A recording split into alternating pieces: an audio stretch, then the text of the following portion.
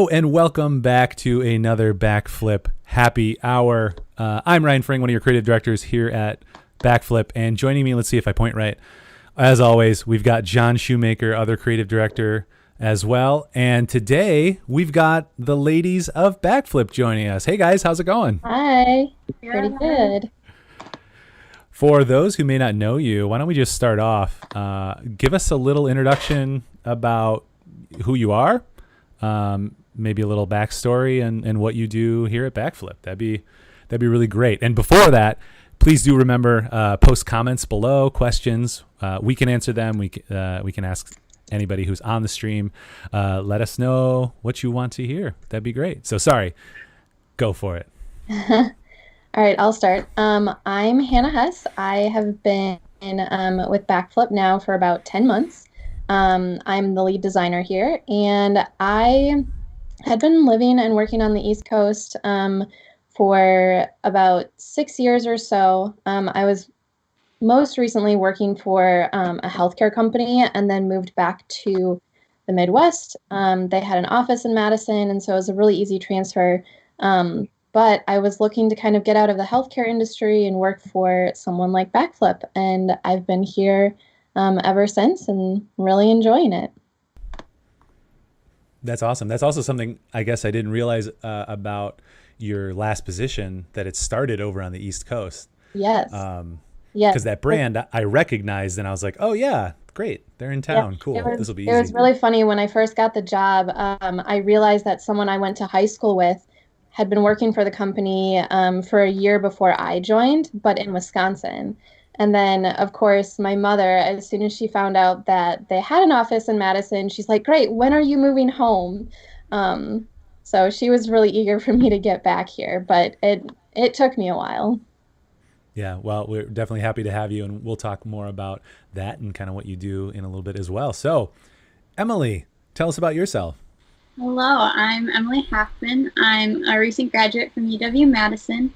Unfortunately, a commencement-less graduate, but that's all right.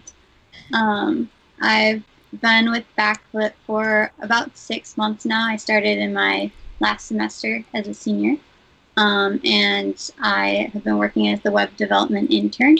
I've now joined part-time, so that's very exciting. Yeah, that's all I know. Yeah, so what's that been like, especially coming out, you're graduating, it's big, it's awesome, and all this pandemic stuff, like what has that been like for you?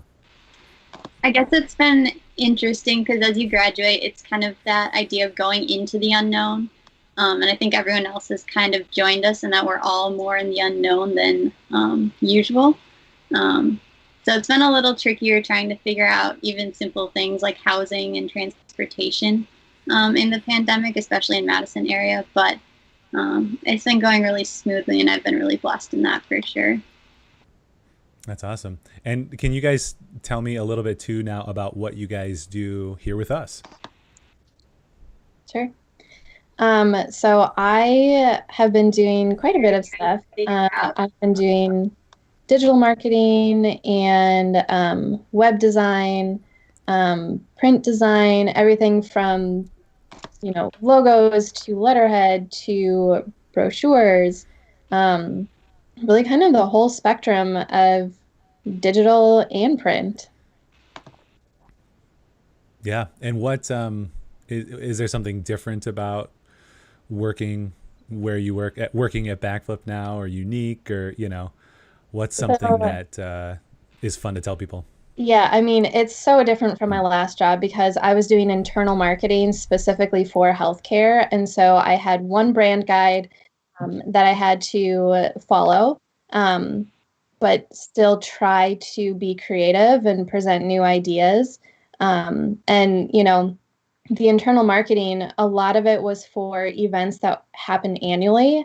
Or, it would be the same website that you're working on. You're just trying to make improvements on it. So everything was kind of the same year after year. And so with this, it's really nice because I get to work on a whole variety of brands, and I get to, come up with the rules and the guidelines and, try to push clients to try new things. So it's really exciting for me because it keeps me really engaged, I think, being able to jump from one thing to another, and having each of those projects be so different from each other. Sure. And I want this to be real too, so we don't have to just always be promotional. Like I'm asking promotional questions.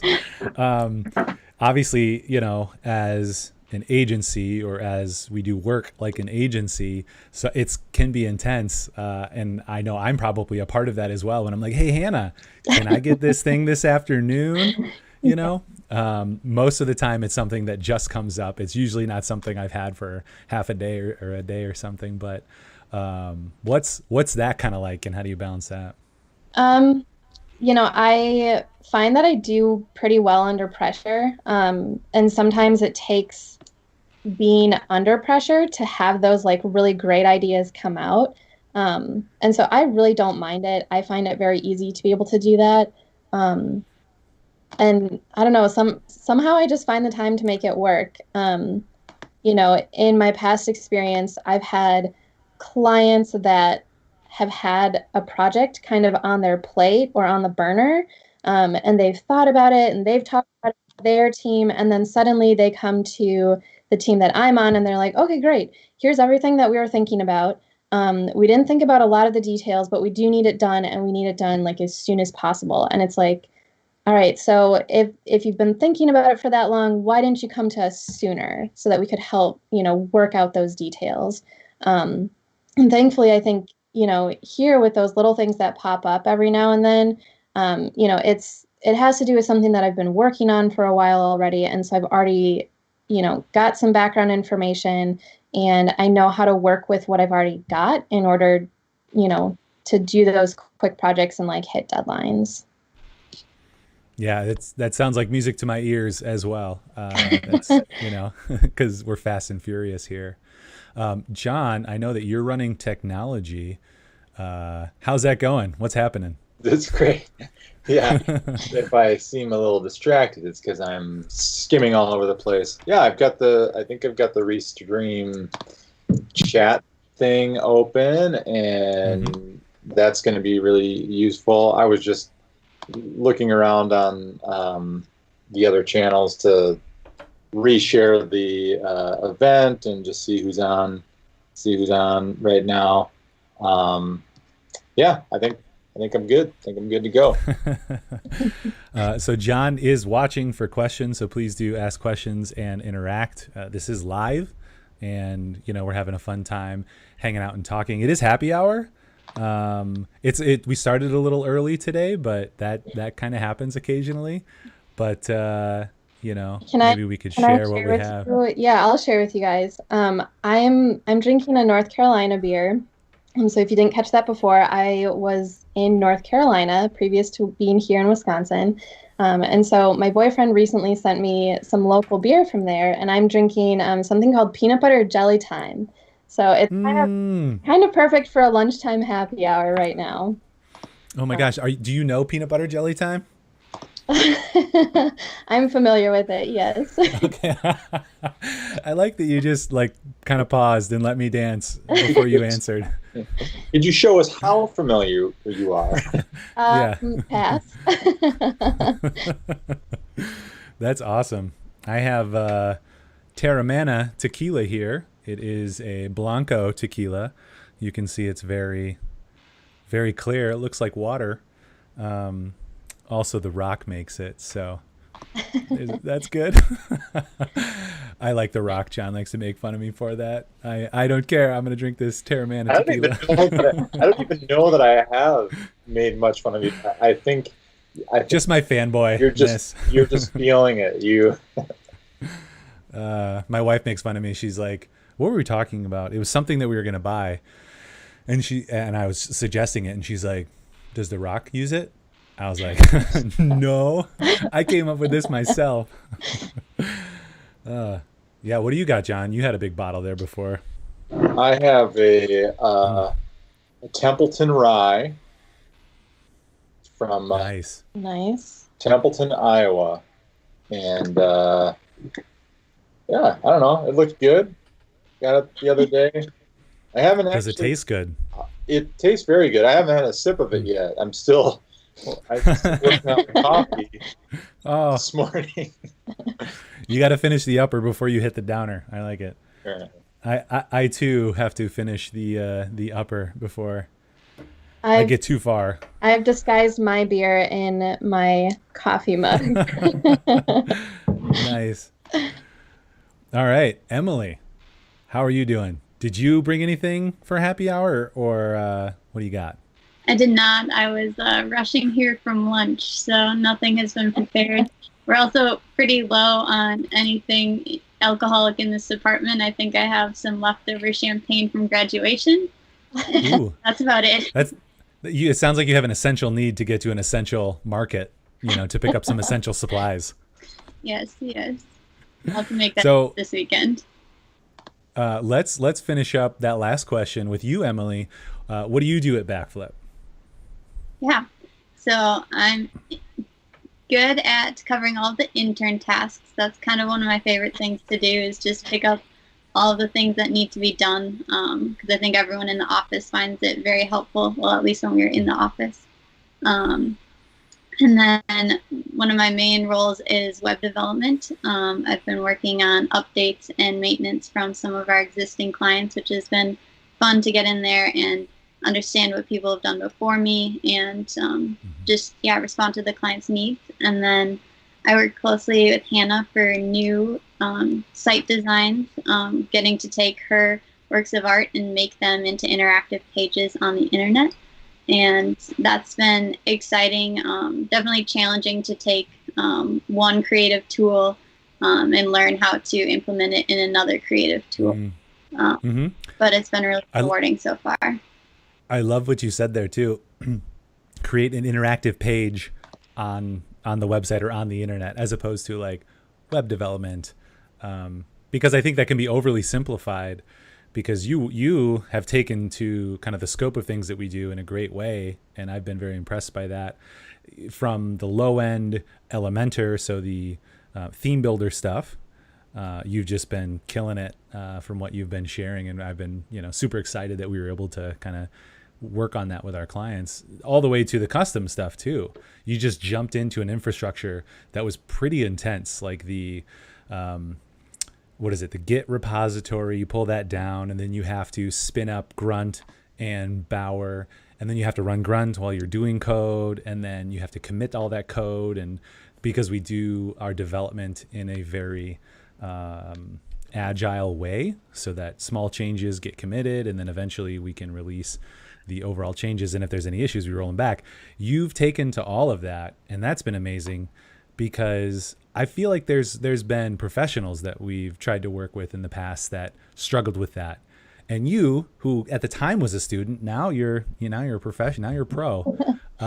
You took to it like nothing I'd seen before. So very happy that worked out, and happy that you now have more capability and more hours with us.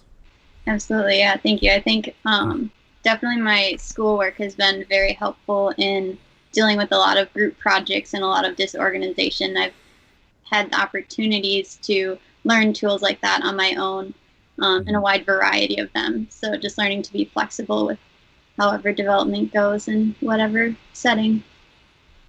Yeah, and I also appreciate that you like the intern tasks. That really? I feel like that type of attitude, is like, it's like an entrepreneurial attitude, because when people ask what I do, it's partially joking, but I'm like, well, sometimes I'm a janitor. Sometimes, we take a limo to a film premiere that we created, a film that we created. It's a lot of the former and less of the latter, but it's kind of all over the place when you have a small business. Everyone has to do everything, and even to some degree, I'll do some of the shopping for groceries because I just love doing that. I enjoy that. I enjoy to serve in that way. We have people who take out the trash and do a little cleaning and this and that, and we all kind of share that burden together, taking checks to the bank. And when somebody just picks that stuff up and runs with it, that just speaks volumes to me And I just appreciate that you've done that, and basically everyone that we hire gets into that at some point, and that's just really cool. So again, good job.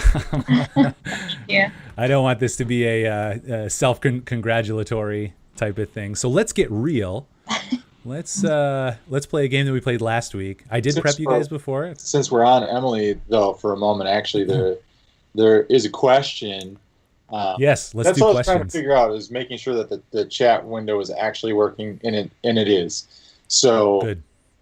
you kind of answered some of this, but how is the real world, and the world of work compared to what you learned in college? Sure, that's a really good question. I think one of the ways they've definitely improved college education to make it very applicable to the real world, especially in computer science, is to create a lot of group projects, because it's a lot.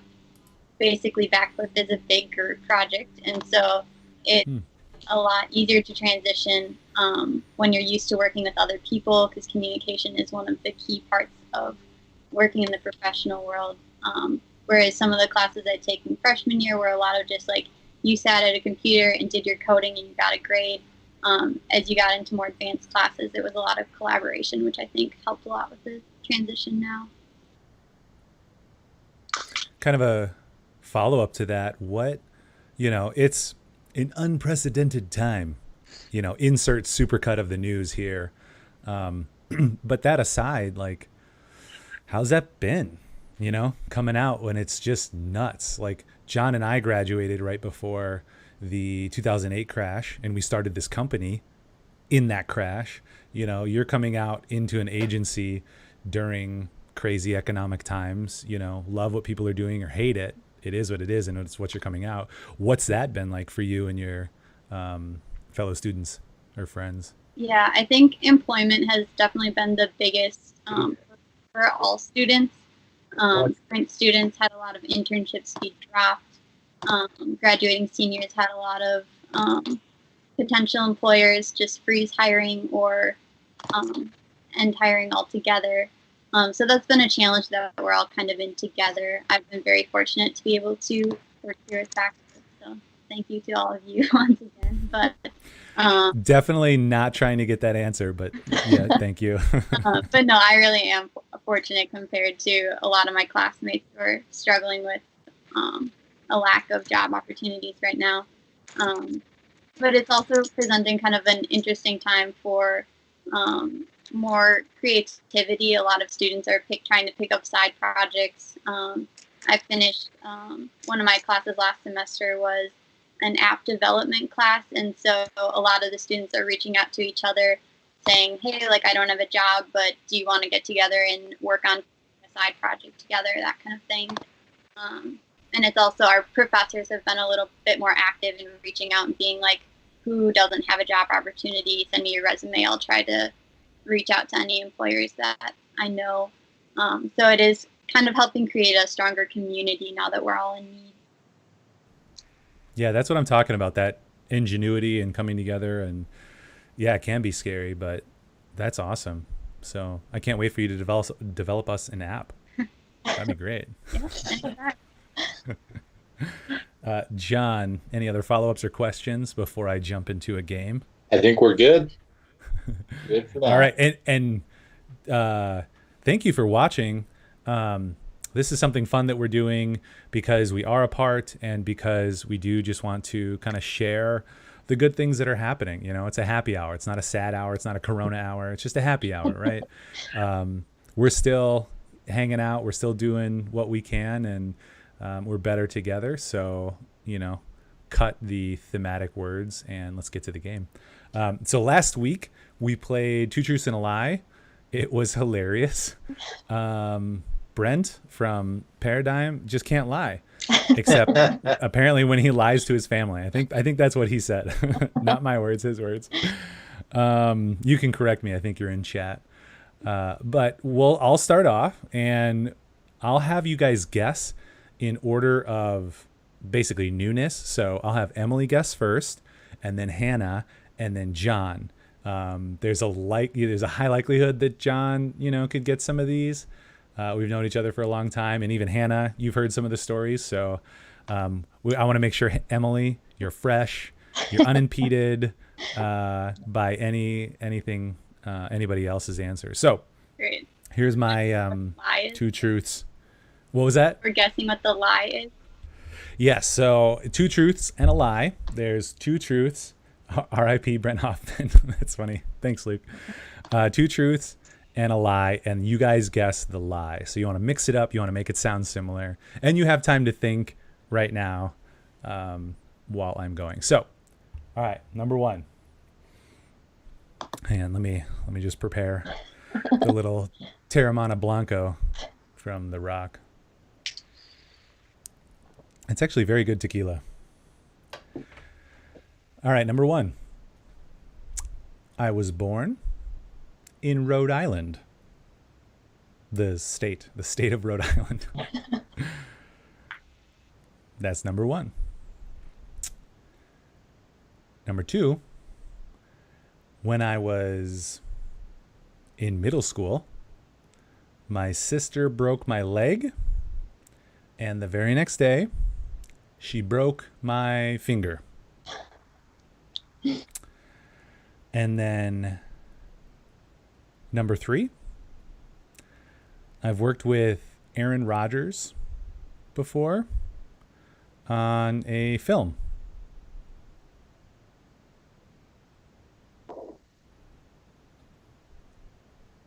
So those are my lies and truths. I'm not going to say 2 truths and a lie because who knows when I did what. Did you say number 4 for your third option? And finally, D. It's probable, and it's on the internet forever. It's probably because I had a truth thought up for number 3, and then I lied for number 4. Yeah.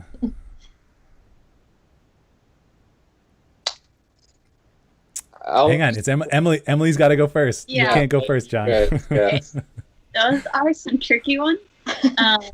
All pretty obscure. I'm going to guess that number 2, the broken leg and finger, is the lie. All right, that's a good guess. Good guess. All right. All right, Hannah. I've also thought about this, and I know at one point you told me where you were born, and I've forgotten the answer, but I think it is highly unlikely that your sister would have broken both your leg and your finger within like 24 hours of each other. So I'm also going to go with that one as being the lie. Yeah. You never know. I'm gonna go with the Aaron Rodgers film thing. I can't think of what that would have been unless he was in Last Kiss. Yeah, I would have shared that. I have to apologize. There's 2 lies. Right at the end, I was gonna say Philip Rivers. I worked with Philip Rivers in a film, but then I was like, oh no, I think Hannah might know that because we've talked about that before. We interviewed Philip Rivers for the Rosary documentary several years ago. Didn't work with Aaron Rodgers, so that's just a live mistake. The other lie was that I was born in Rhode Island. Oh my God. I was actually born in Virginia. I was born in Virginia Beach, so pretty close. I've lived in Rhode Island. We moved from Virginia to Rhode Island because my dad was in the military. So that's you move around a lot with that. But that was a tricky one. And the truth, which was predominantly chosen as a lie, is that my sister did indeed break my leg. This was on Sunday, coming out of church. And then the next day at school, getting out of the car, she shut my thumb in the door. Oh my God. And mind you, I have like crutches and, a cast and everything. And I'm trying to get out. It's all awkward. And she slams my finger in the door and breaks like the last bone in my thumb. That's awful. Yeah. So that the thing that seems most unlikely is my truth. Nice. There we go. All right, who's ready? I'm ready. Awesome. All right, I like it. All right. Let's see if I can remember. So, 2 truths and a lie. We've got I can snowboard. I can slalom ski, which is water skiing on only one ski, and I can play the flute. Those are really good ones. Yeah. This is going to be a travesty. Because it's hard. I just don't know. This is good. I'll go last. I want to hear your guys' answers. Okay. I'll guess first. I feel like you can play the flute, and out of water skiing and snowboarding, I'm gonna go with I think you can snowboard, so maybe you can water ski, but not slalom water ski. That's my guess. Legit. That's some good thinking there. All right, John. Yeah, I'm going to go with that one as well. Just seems like a extra added detail. But number 2. All right. So I was in band in high school. You seem like a very nice person, and the flutes were typically very nice people. You seem like you could have played the flute. Did you say you played the flute, or you play the flute like now? Like now you play the flute? Like you could come in and... Can play. Can play. Yep. Okay. I mean, I would have to go between slaloming and snowboarding. I don't know. I think snowboarding is kind of hardcore, and I feel like that would be awesome with your, like nice flutist demeanor to be like, yeah, I can shred up the white. I don't ski, so like downhill ski, so I don't know what the heck people say, but yeah, I can shred some powder. So I would love for you to be able to snowboard. I'm gonna go with them. I'm gonna bandwagon. I'm gonna say you're not able to slalom. All right. Well, I was in fact a flute player. I haven't played regularly since middle school, but I can pick it up and still play my scales very well. Nice. And unfortunately, I cannot snowboard. Back once, I was committed because my brother was snowboarding at the time. He had graduated from skiing to snowboarding, but I couldn't make it down the bunny hill.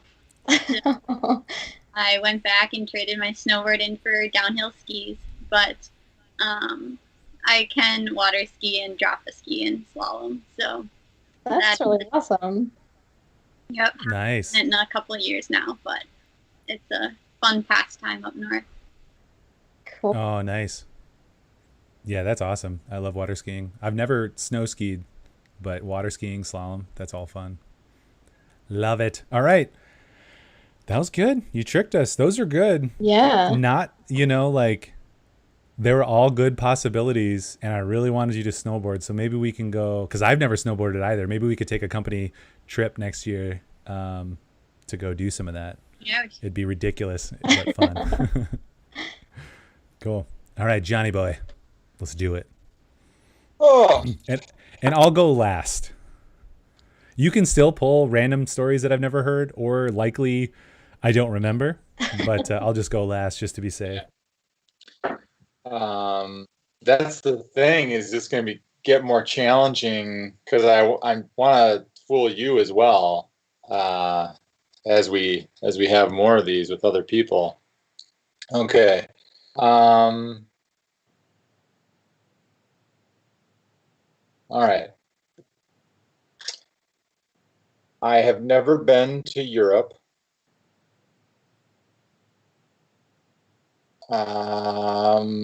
When I was younger, I received tennis lessons from a professional tennis player in Arkansas.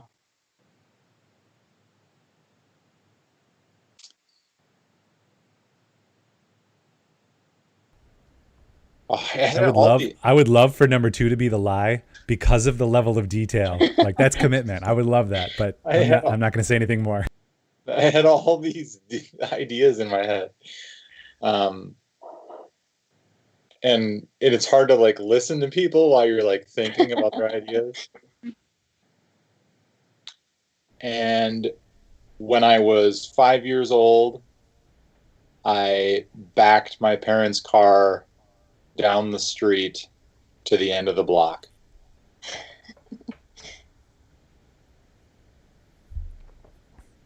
Ooh, this is good. We'll do Emily, Hannah, and then I'll go again. Okay. And for those who are on the stream, you can guess. We'll pull your answers up too. We'll give you points if you win. Points count for nothing, but you'll get points. All right. Those are very tricky, John. I think I'm going to go with number 3, just based on the amount of hesitation that came before the 3. Okay. Good. You just know yourself and you know how you're feeling. I like that, Emily. I am gonna go with number 1. I think you've probably been to Europe before. I think the second one, I think I agree with Ryan, like that level of detail. Also, it's just like a super random fact. I think it would be more difficult to come up with that as a lie. So I think that one is true. And number 3, I've heard of that happening to people before. So I think it's probably very highly likely that it happened. So I'm going to go with number 1. Nice. Yeah, I too have heard about number 3. The late 80s, early 90s. Apparently we had a huge problem with parking brakes or something. I don't know. I remember that happening. So I feel like that's legit, especially the kind of lead up you gave us to throw us off the scent, off the trail. So I think 3 is true. I can't remember the tennis one. I know we've talked about all the random sports and things that we've done over the years. I thought did you play tennis? I can't remember. And then what was the second one? Or was that the second one? What was the other one that I'm missing? What's the first one? Europe. Have you been to Europe? I know you've been to South America. It's highly likely you've been to Canada because we all go to Canada at some point. Europe. Yeah. Oh man, school trips. You've been to Japan before you had family there, I believe. Spain. Have you been to Spain? Because I think you traveled more with like your Spanish group. Let's see. Also, I love that I'm just throwing out these little random details. People are like, what's going on? I'm going to go with the Europe. I'm going to vote Europe. Is that number 1? Is that the one you picked, Hannah? Yeah. Okay. I'm going to go with Europe. Final answer. All right. Well, congratulations, Emily. Oh. I've never backed the car down. It was a neighbor of ours. I tend to try to find find a real story that I can remember, and then give that like the one I gave about the drinking from the Stanley Cup. Like somebody told us that story. Yes. Yes. It's a good way to throw people off. Yeah. Yeah, I've never been to Europe, despite the fact that I've been to South America, Canada, Japan. Have not made my way to Europe. And then my parents have a timeshare. Wait a second. Was this 2 lies and a truth? No. You haven't? I said I've never been to Europe. Truth. And you never... Oh, I see. I'm confused. I'll be over here. And then my parents had a timeshare in Arkansas that our family trip, we'd go down there, and they had like this tennis pro shop. I can't remember the names, but they're like professional tennis players who like Peter Federer. played in big tournaments or whatever. And we would like, for the 1 week we were there, sign up for the, four That's or five awesome. tennis lessons and like do that one of the days and stuff like that. So it sounds like if we have the Backflip Olympics, we might have to have some kind of element of tennis, is what I'm hearing. Oh, I was a kid. I was little. I never played it like in high school, like some people. Oh, now here's the backtrack. Just telling you. I played in high school, but you could probably still beat me. Nice. Let's see. So we do have a YouTube viewer. This is great. I love that we can just hang out and talk, and producing this stuff is good. Talking about this stuff is good. And then it will just live on these channels forever. It's almost hard not to compare yourself to any other streamer out there, anybody doing anything, when you have 4, 5, 6 viewers. But I do appreciate everyone who is watching, and especially on Facebook, you kind of just jump in for a little bit. So we try to keep it interesting every little bit. And I'll try not to cheat next time on 2 Truths and a Lie. I guess Brent cheated last week as well. He just told 3 truths. It was kind of like a humble brag. Well, that's I think what happens. I almost did that accidentally, and that's why Emily caught me. And I truly was trying to. I had like several things, but I started saying them, and you're like, okay, this is kind of a crazy thing. This has a bunch of detail, and then you're like, oh crap, I forgot to put the lie in there. Yeah, and I was like, oh no, there's too many truths. I got to trick them, and I cheated and threw a second lie in there. So this is called the Ladies of Backflip. There's certainly a lot. We have, how many do we have? 8 people working at Backflip. Hannah's, by the way. I have not gone yet. Oh my gosh, this is something that I do on occasion when you're just going, like in our morning meetings. I forget, because I'm like, okay, listen, next thing. I think I probably just got to work on my active listening, but this is good. Thank you, John. Hannah, I can't wait to hear your 2 truths and a lie. All right. So first thing, I broke my wrist snowboarding, and it wasn't a simple break, and so I had to get plates and screws put in. Second thing, I went bowling at the White House bowling alley with some friends. And third thing, I have been playing the piano for over 15 years. Can you tell me that first thing again? Yes. So I broke my wrist snowboarding, and it wasn't a simple break. And so I have a plate and screws in my right wrist.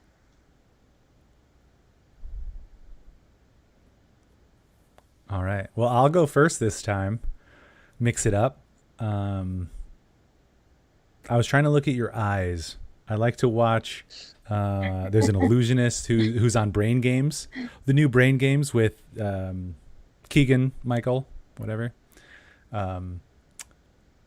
But he always talks about the little tells. I couldn't get any tells there. Your eyes did the same thing for all 3, which is troubling. Also, I'm not a mentalist, so that's fine. So again, I like to think that you snowboard. That'd be pretty badass. So I'm going to choose that as a truth. That just sounds great. Plus you'd be kind of like a robot or a cyborg. So that'd be great. Real helpful right now. Let's see. Piano for 15 years. I wonder if you would... John says they're all lies. That's awesome. Piano. I feel like that could be true. It could be a good lie. Let's see. 15. It seems Yeah, it seems like maybe the wrong number of years. I did say And over 15 years if you're thinking about it. over 15. See, now the story I don't changes. want to give away my age. That's all. I've been playing Ah. piano for over 40 years. Yeah. I did that howoldareyu.net thing the other day. And when I did it 5 years ago, I got my age right. But now, because I have like these just ridiculous squinty smiley lines, it thinks I'm 41 or 50. So I definitely understand the not wanting to reveal your age. 15 plus years. You came to the defense of it. Would you defend a lie or a truth? And then, let's see. What was the second one? I've been bowling in the White House bowling alley with right. friends. See, now John's giving away the trick of telling a story that your friend has, so it sounds real. That's it. Those are all good ones. Brent Hoffman says lie is number 3. Piano. That's a piano lie. I feel like I can sense through the internet. Let's see. Number 1, number 2, or number 3. Okay, her eyes moved on number 3, so I'm going to go with number 3 as well. This is 100% scientific. 100%. So I'm going number 3. I am going to go with the wrist plate and stuff. I think it's unfortunate that it happened to you, but I think you answered slightly differently both times, because I think you gave a past tense answer and then you gave a currently have in your wrist. Yeah, you haven't been drinking enough of that rye whiskey. You are analyzing to a good degree.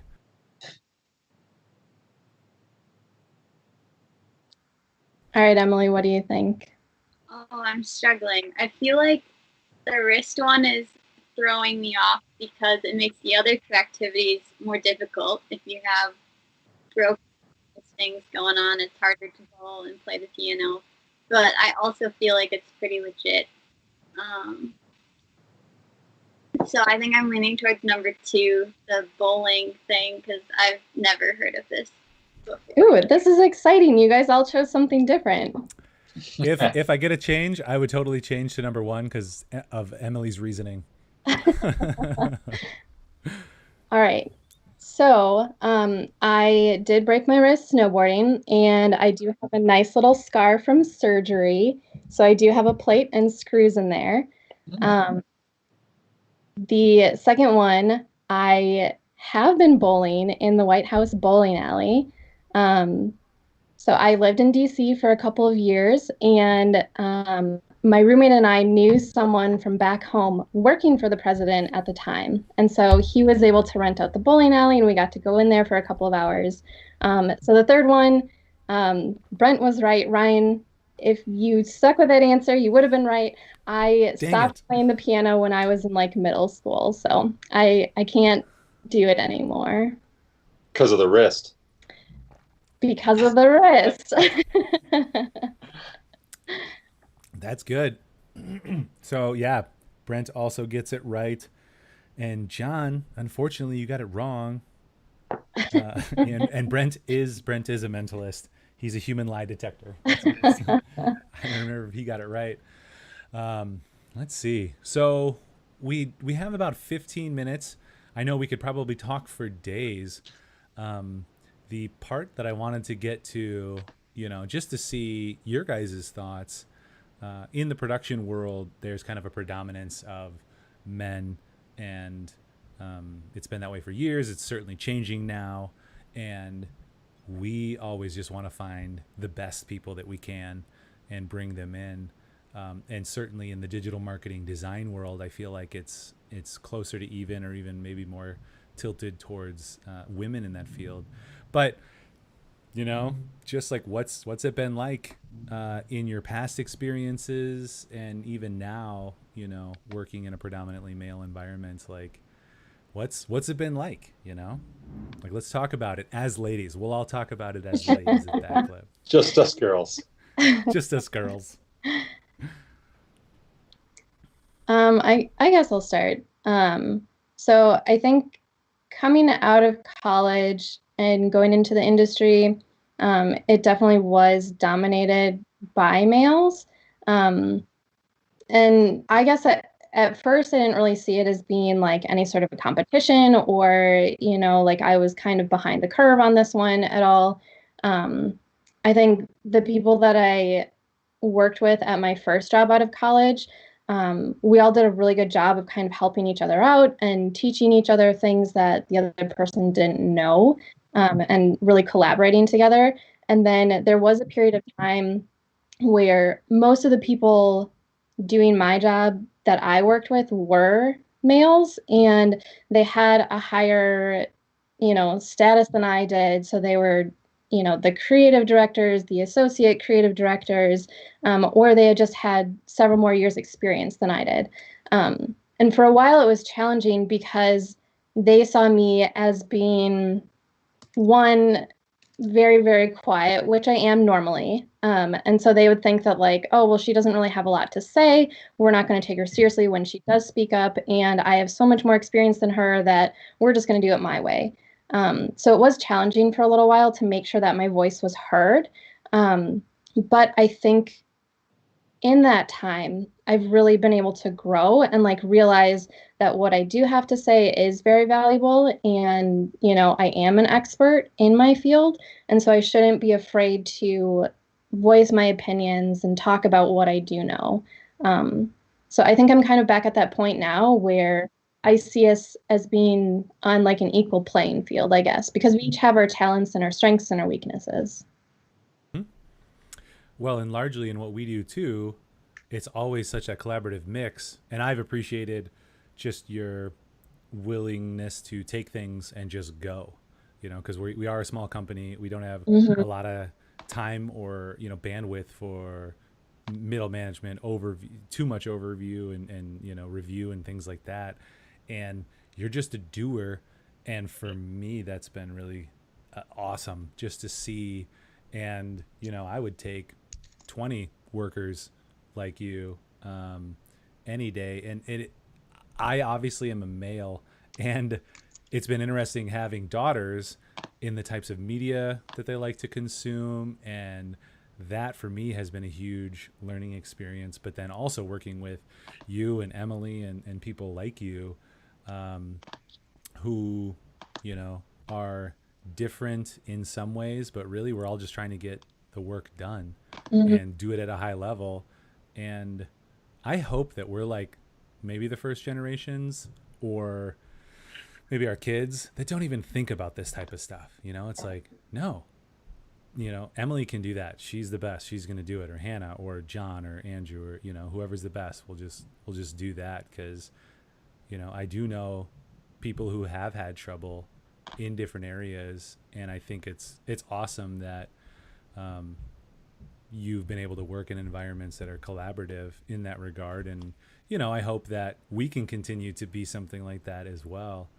But it's always a fascinating question to me on what you've experienced, what you currently experience and how that works. And, I'd be happy for anybody. I'd be happy for you to take over the business someday.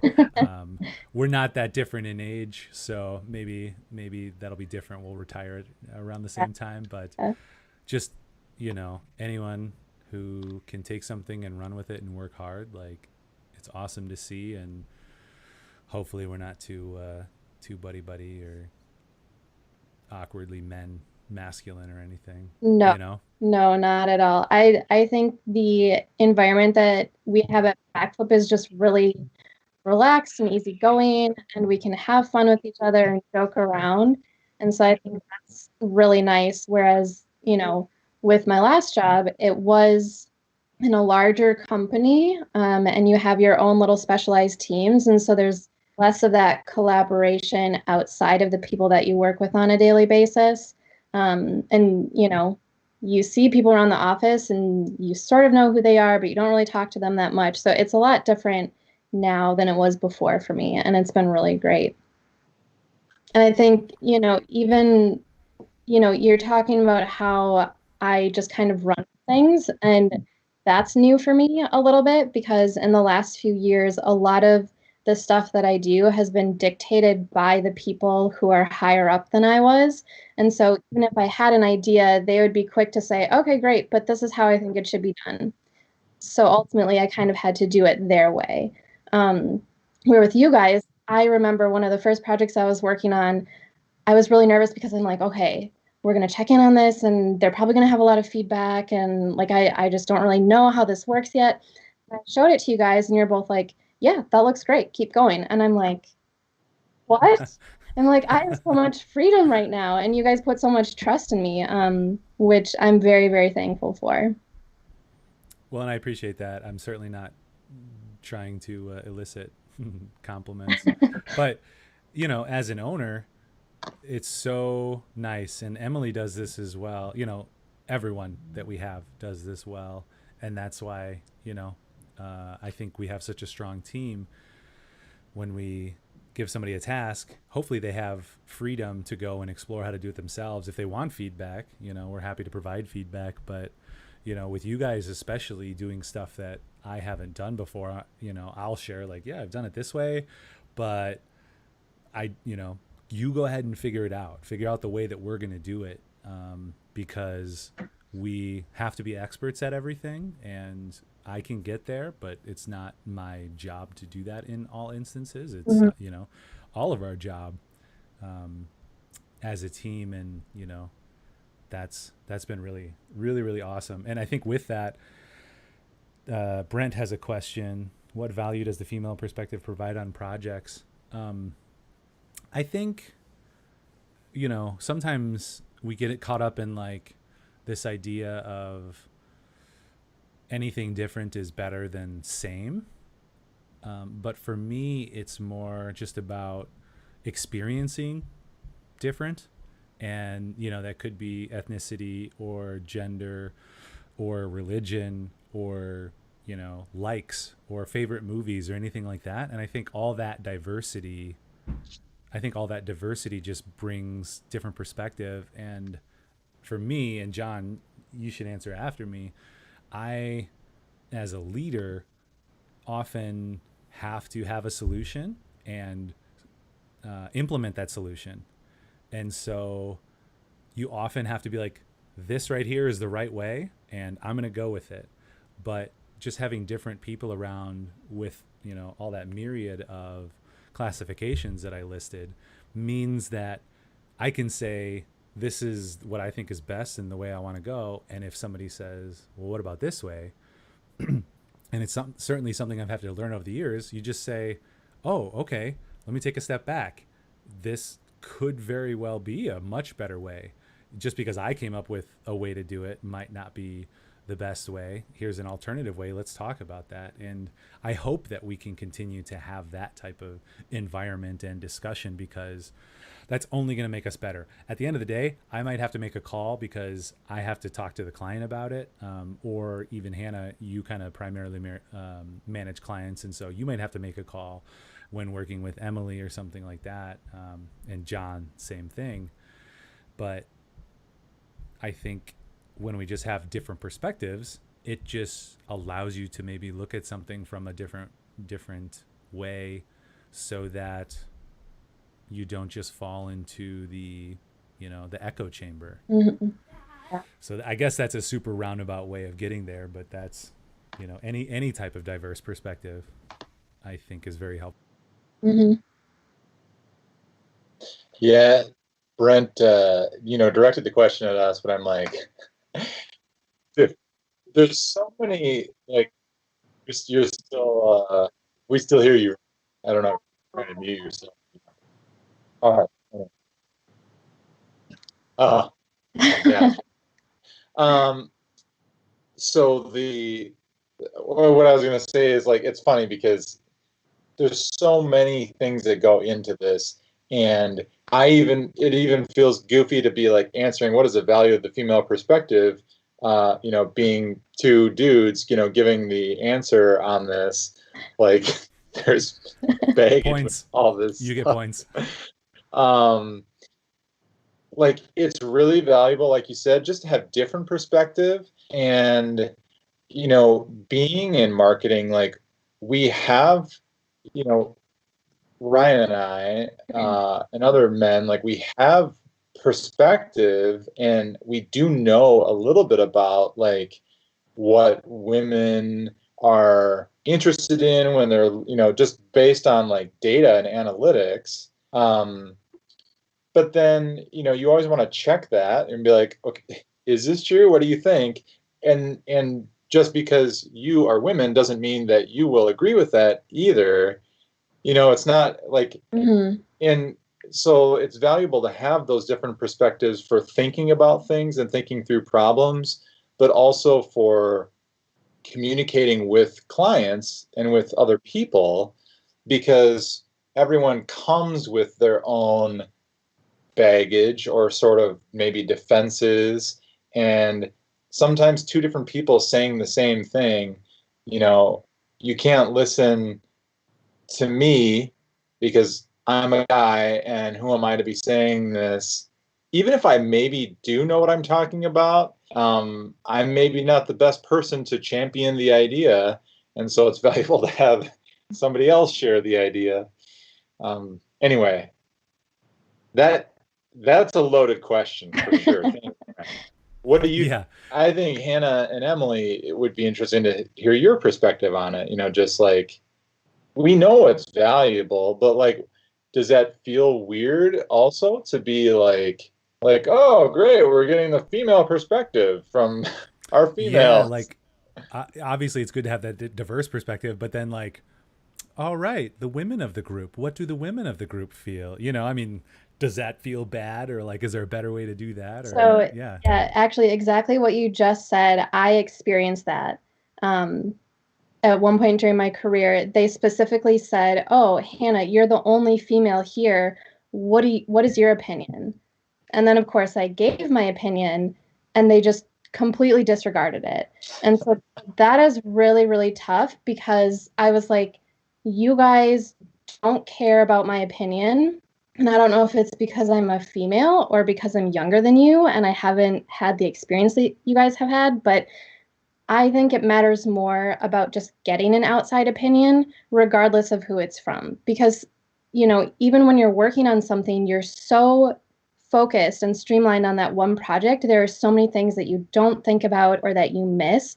And so, having someone else look at it and kind of interpret how they perceive it is always really good. So to me, it doesn't really matter if it's like, a male perspective or a female perspective, as long as you're getting multiple opinions from other people. Mm-hmm. And something, along those lines that I think is important when you're talking about marketing, and John, you mentioned this as well as Hannah, is just thinking about your target demographic. It's always good to ask the target demographic. So I hope that that's like, at least in the way we do things, we're like, okay, what's our target demographic? Okay, it's a 25 to 40-year-old woman who has this and this and this. Like, okay, let's ask those people. I think that's different than all right, we have our token different person in the room. What does our token different person think? Because I think that's a different question.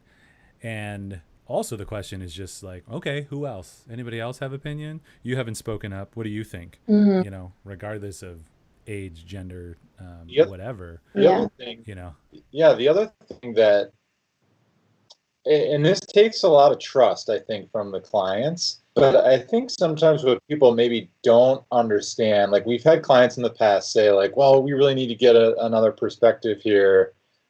And that's valuable. But the trust factor with like marketing is understanding that if I'm actually doing a good job, I'm not letting my personal preferences and emotions come into it. Sing it. I, Yes. I'm actually trying to use all the best data and my experience and say, here's an angle to talk to the audience that you are looking for. Because and yes, all this data, all these like stereotypical interests of this target group. I know that there are outliers, but there's data that says, you know, a 30 to 50-year-old man has generally these kinds of, ads speak to them. So what we're trying to do when we're pitching something is like trying to grab onto that. And I'm trying not to bring, my personal perspective into it, because I'm often like throwing out in brainstorming meetings, I'm like, well, this just might just be me because I'm not interested in this kind of thing, but I think that this could be valuable for this reason. Yeah, and you know that about yourself. Like, here's my opinion, and this is my opinion, versus this is kind of the sorry about that, the data that I've seen or the data that I've read and understand, or the statistical analysis. So that's a good distinction. Emily, what about your thoughts on this huge giant topic that we can solve today? Yeah, I think I would kind of echo Hannah in that I am a quieter person.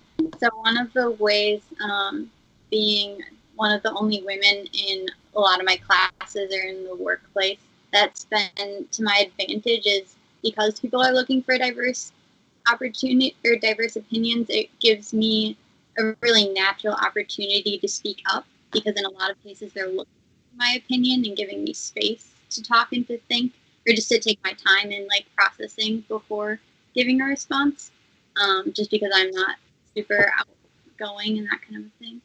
So that's been a really positive element, but especially in school, it can be challenging to relate to others. For example, my group project this semester, I was working with 4 men. They had a lot of shared interests that I didn't have, and so it'd be harder just to make small talk and to like form really genuine relationships. But I think there's a difference there. With everyone at Backflip, we have such diverse interests that they tend to overlap a little bit more. And so I do feel like we've been able to form some really good relationships that are less kind of, there's less of a hurdle because of gender in that way. Yeah, that's awesome. You said something too, just taking more time to answer questions. Does it suck sometimes to be like, am I answering for all of womankind? Like, am I the spokesperson in this room? That seems like that could be kind of intense.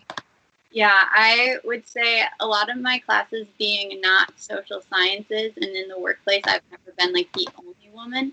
So usually I'm not pinpointed like that, but I definitely see how that is not a super accurate way to ask a woman to speak, as if they're representing all women. Yeah. Well, and that's why I wanted to be sensitive with this, because I feel like media and just a lot of content out there is like, there's a huge issue and we always have to talk about it and we always have to figure it out.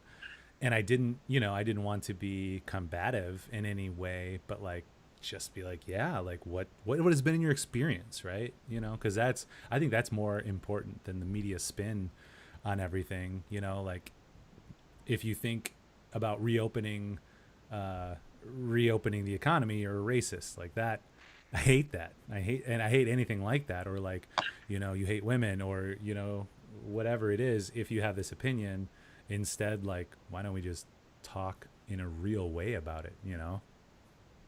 No, I agree. Just giving space to share personal experience is a lot more valuable than trying to make overall comments on issues. Mm-hmm. I do have a story to share. John's familiar with this, but it gives me hope in the next generation. And, I think we're a great generation too. I'm going to include you in our generation, Emily. I think you might be the next generation. I forget the cutoff, but I'm going to include you in that. But we were on a film shoot, and this was for Madison Gas and Electric, and just a great cast of people, just diverse backgrounds. And the main character is an African American woman, and my daughter was actually in it. And there's a line in the script where she says, oh, what's that creepy white girl doing outside my window? And my daughter hadn't heard this. She was the creepy white girl in the window, but she hadn't read that part of the script. And she turns and she's like, Dad, what does that mean? And I was like, what? Because I was like confused. She's like, white girl. And, you know, for a moment there, I was like, oh, yeah. Like because I was like, how do I like start to approach this? Because like it's never been a thing, you know, like people are just people. And I was like, well, there has been a way of talking, you know, based on the color of your skin, you know, white, black, brown, yellow, you know, that's even more offensive. But there's been a way of talking about people based on that. And she's like, that doesn't make any sense. She's like, I'm more like peach. And I was like, you're right. It doesn't make any sense. And so, you know, even the media that they've consumed as kids and where they're at, I feel like there's a chance that they just, you know, and we thankfully have never had racist grandparents or anything like that. You know, just great influences all around them. I think they have a chance to just view people as people. You know, they're not being told girls can't do math, you know, or you shouldn't do that because you're a boy. They're not being told that, which I think is fruitful. And I think we're seeing that more because our generation is becoming leaders and running companies and running departments. And it's just about, you know, are you the best person for the job, or are you the best, you know, are you the most talented or something like that? And everything else is potentially just an asset, you know, you're different than this group. So let's, you know, let's use whatever differences that is. And that makes me think about maybe design, because like our previous designer was a guy, Phil. He's awesome. And I feel like we had a very similar aesthetic. He would come up with things and it just made sense to me in how I would design. And then Hannah, we saw your stuff and I was like, this is amazing. We have to get this woman in. And you continually come up with designs that are nowhere in my mind, you know, which is awesome because it's just different and it's amazing. And it's, you know, you could be a guy, you could be very much like me. It doesn't really matter, but you just come up with really awesome, different things than I would do. And I think that is a huge strength. And for me, it essentially, I feel like it's almost better in that it's not the thing that I would necessarily, and I'm not a designer, but it's not the thing that I would have the aesthetic opinion of necessarily, but I see it and I'm like, this is amazing. So for me, it like widens my horizon and is good. And I hope that for our clients, let me try that real quick. I might be getting some audio noise. For our clients, for each other, you know, I just hope having that different perspective can always be a good thing, and we just use it and build on it, and we don't make it about the differences in a negative way. It's about a diversity in a good way, you know? Yeah.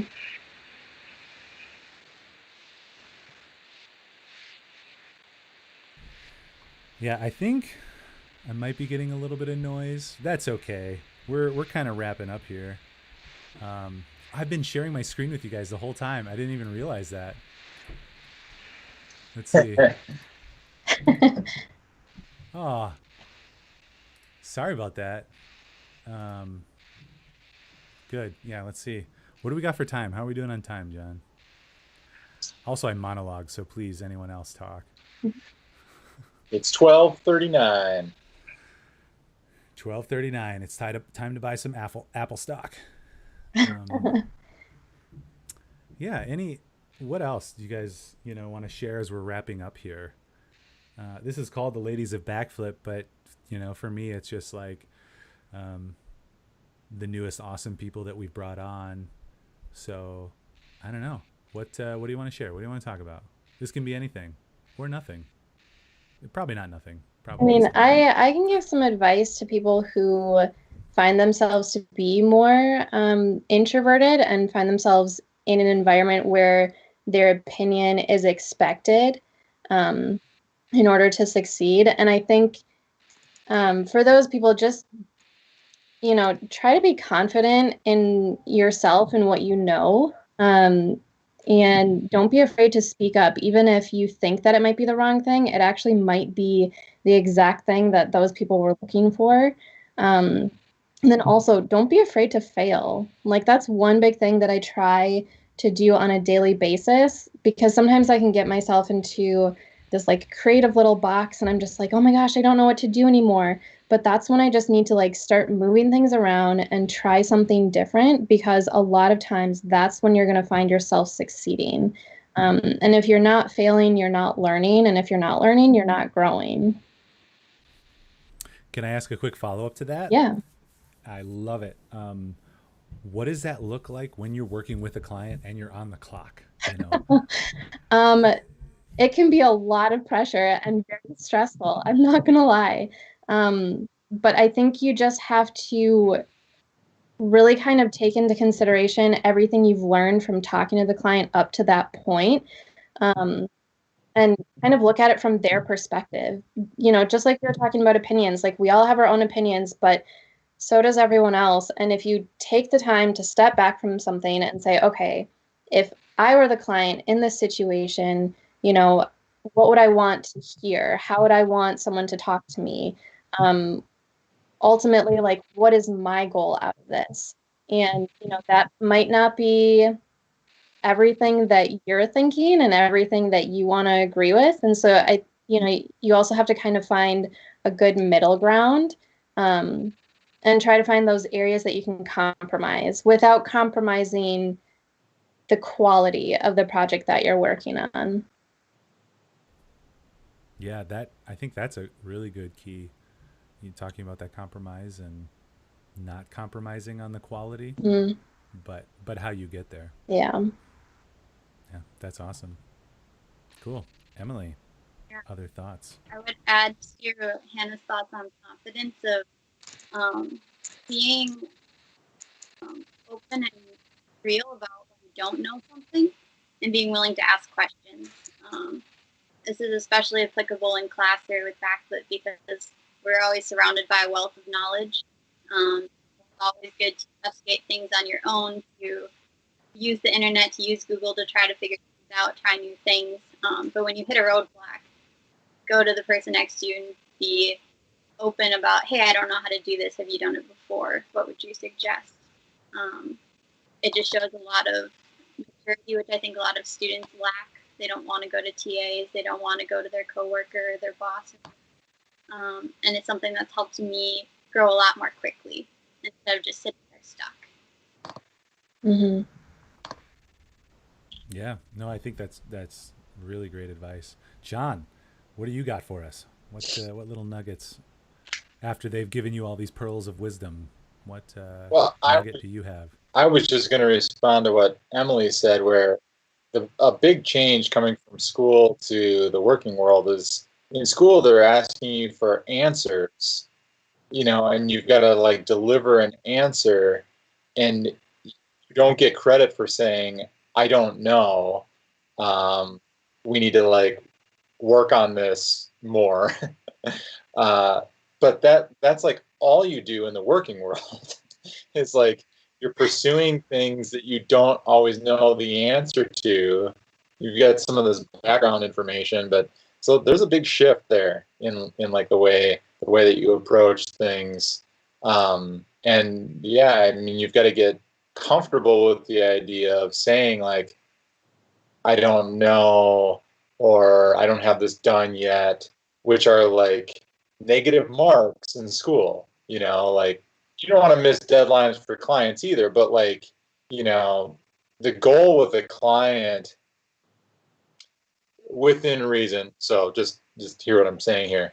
The goal of the client is not We're all necessarily friends here. just sometimes you have a deadline that you have to hit, but the goal is not arbitrarily hitting some deadline just because that's what it was, and whatever you have done, whether you're not sure about it, is got to go out. Like your goal is providing like the best thing, and unlike a test in school that says this is due on this date and whatever you have is what it is, the client is like, well, here's where we're at, but I think we should work on it more because it's not as good as it needs to be yet.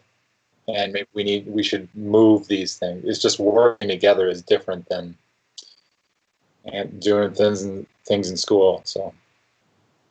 Mm-hmm. Yeah, we'll have to bring this group back together as well once we get the Pictionary game going. That'll be really fun to do. Yeah. I think with our design marketing group here. Yeah. Anybody else have anything? Otherwise, I can wrap us up. You got a chance. Let's tell it to the world. We have a couple live viewers. Thank you for tuning in. But this video will live on YouTube and Facebook forever. So make it good. What'd you say? In infamy. In infamy. Yeah. All right. Well, thank you guys for coming on and chatting. I know we kind of pulled this together since yesterday. Just in our digital meeting, I was like, oh my gosh, this would be a really good group to talk with. So thank you for coming on and sharing your guys' perspective and just hanging out and having fun for happy hour. Yeah, absolutely. Thank you. Cheers guys. to you guys. Yeah. Cheers. So we're going to do it again next week, Friday at noon. We'll actually have Nick and Bo from the Dancing Goat Distillery. Their distillery's down in Cambridge. I think I have some of their distilled spirits upstairs. I should have prepped and I should have grabbed them. Death's Door Gin, that's Dancing Goat, as well as Limousine Rye, which if you haven't had either of those, you should definitely get for our talk next time. Maybe we can have some office bottles and we can get some for you guys so you can hang out and tune in. Yeah. But yeah, mark your calendar. We'll be back at noon next week with Nick and Bo from Dancing Goat. And that's it for our happy hour today. Thanks to you guys for coming in. Thanks to our viewers. And stay safe out there. I feel like you have to end everything with a downer. Let's end. Have a great weekend, everyone. Let's do that. All right, let's see. End.